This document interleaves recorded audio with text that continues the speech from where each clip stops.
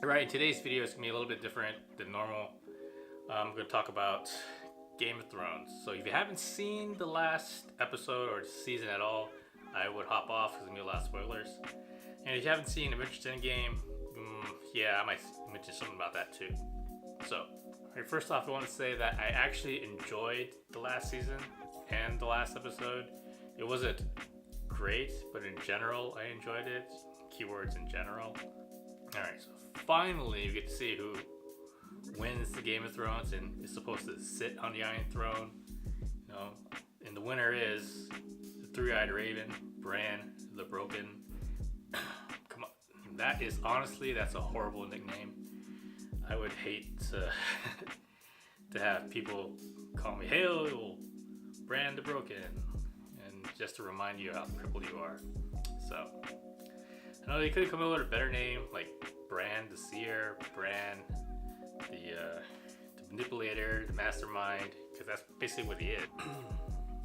And you know, I had my money on Sansa. I was like, she was so close. Tyrion didn't mention her name. Thanks, Tyrion. But Queen of the North, that's not bad. Queen of the North. The biggest surprise to me is that Bran was playing the Game of Thrones. Right? He was actually playing. He's playing chess. Everyone else is playing checkers. He can see everything. He knows everything. Alright, so basically, he plants the seeds for his ascension by revealing Jon's true identity to him. You know, he gives Jon a choice, but he doesn't have to tell Daenerys. He doesn't have to tell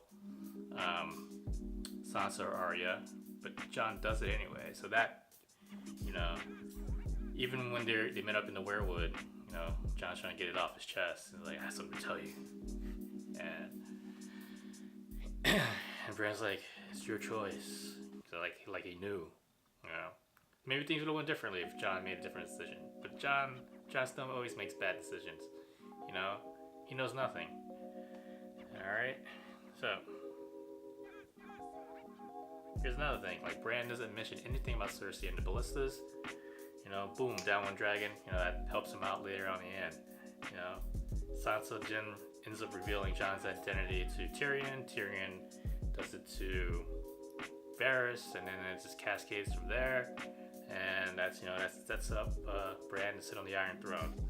You know, Daenerys destroys King's Landing, kills Cersei and Jaime, inadvertently kills Cersei and Jaime, and that gets revenge.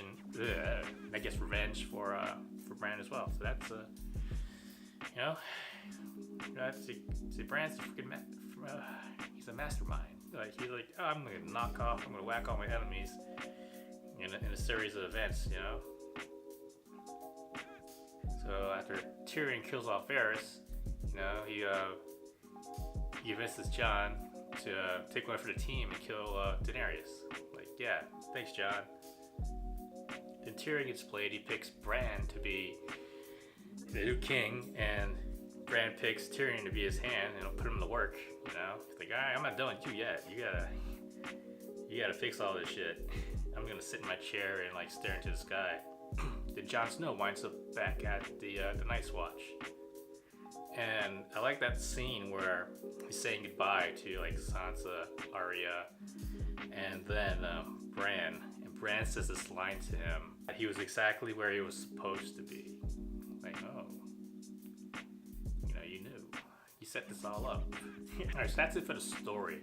So let's talk about why people are upset. You know, a lot of people are pissed off. There's a lot of plot holes. There's a lot of time skips and a lot of like, the story just feels super rushed. It was like, honestly, they could have did a whole another season, the White Walkers and the Night King, and then they could have did another season leading up to King's Landing. Well, I don't know, maybe HBO wasn't gonna fund it, or they can pay all these actors everything. You know, it's like, it's a huge effort. So, or maybe the writers just, you know, dropped the ball. It could be anything. So there's all this hype around White Walkers and the Night King and all that, and basically it's one and done. That was, you know, kind of disappointing. But it wasn't too bad. I wished there was some type of good fight in there, like duel, you know. I was waiting for like Jon Snow and Night King to battle one-on-one, and then Night King bitches out and summons all these freaking zombies like with his necromancer powers and then dips. And like, oh man. And then Night King ends up getting one hit KO by Arya. And then there is the fifth episode where Daenerys just torches the entire city and kills tons of innocent people. And it was such a huge change, you know.